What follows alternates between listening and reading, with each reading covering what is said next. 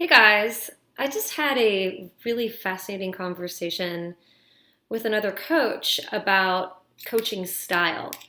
And this is something that comes up a lot in the coaching conversations that I have with coaches who are building a business and who are also new to the world of coaching or even who've been established in coaching for a really long time. And that question is, how directive can I be as a coach versus how much space holding should I be doing as a coach? There's this constant tussle, like this back and forth pull between, am I allowed to actually share ideas, suggestions, insights, recommendations, or do I just have to keep the space completely pure, have no sharing of ideas, and am I doing something wrong if I'm doing that? Is it that I should only be holding space and asking these super powerful questions or not?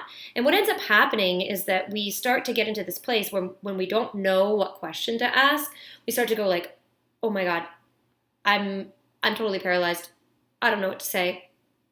I don't know how to move this conversation forward. What if they think that I suck as a coach? I'm not providing value right now. I'm lost." And you have these moments of like total panic.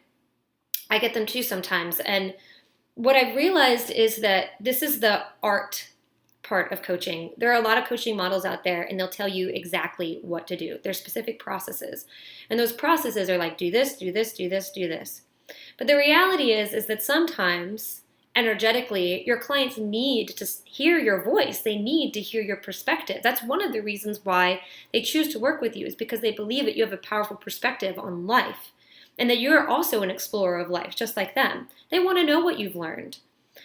My belief is that if you decide that now is the right time to be a little more directive with your clients, to share an insight, to share a suggestion, an idea, to share one of your own beliefs, to actually step into the role of a teacher, the idea here is that I always kind of ask for permission first. I say to them, okay, I have an idea, I have a suggestion, a recommendation, a learning.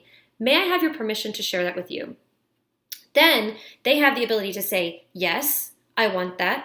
No, I'd really rather just come up with this in a different way. Or maybe I'd like to hear part of it.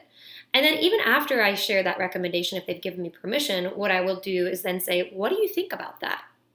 Does that resonate with you? Do you agree? Do you disagree? Is there some truth in that for you? Is there no truth in that for you?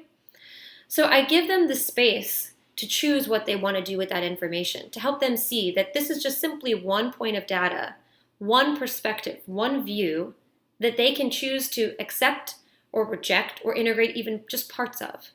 That gives me some of the freedom and the flexibility in the coaching relationship to not always just have to come up with these really brilliant questions. The questions also, by the way, don't always have to be brilliant. Sometimes the simplest question can make the most profound difference in someone's life. It doesn't have to be this over-orchestrated process. So I wanted to talk a little bit about this because I see this happening a lot and this fear about having ideas and sharing and expressing ideas. And some coaches are going to be more of that, and the clients are signing up for that and they want that. Some coaches may be a little bit less of that, but what's more important and most important is that even when you share your ideas and you share your suggestions, your recommendations, your views, or your opinions, you're keeping your ego out of it. You're sharing it from a neutral place. You don't care whether they say yes or no or I hate that. You have no attachment. There's no need to push it, no need to force it, no need to make it be.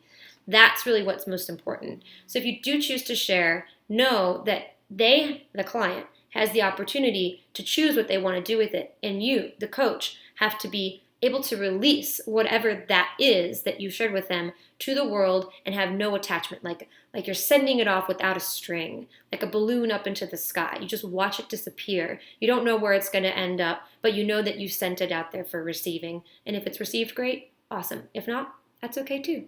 So don't become attached to that. So if you're struggling with this, remember, feel free to share your ideas. It's not going to hurt anybody. Ask for permission before you do. Give the space to the client to explore what they want to accept, reject, or take parts away from what you've shared. And then finally, don't be attached to those ideas. Let them go and know that you're always here in service of your client. All right, see you guys later.